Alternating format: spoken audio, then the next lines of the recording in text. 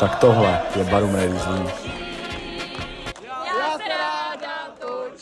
Začátek, vysoký jalovec, mraky lidí a nepopsatelná atmosféra.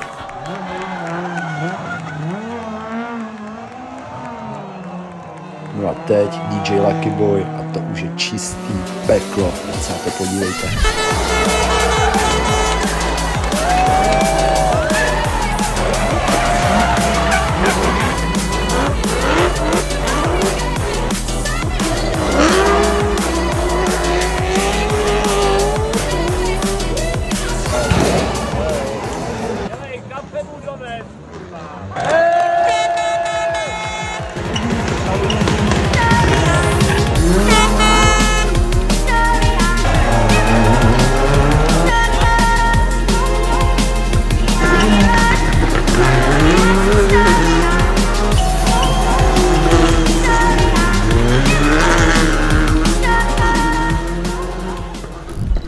Takhle vypadáme po ránu a jdeme se na nějaký Já nevypadám snekos. Ty vypadáš velmi dobře.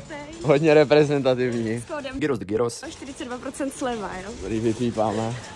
No a já jsem v úplném jako úplný kaši. Tady už máme nakoupené. Klasický ranní snack.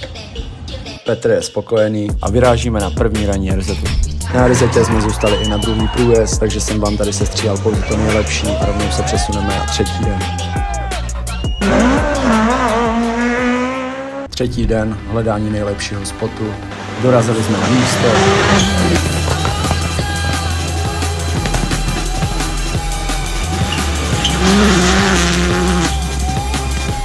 Tady ještě pár záznamů z druhý RZty.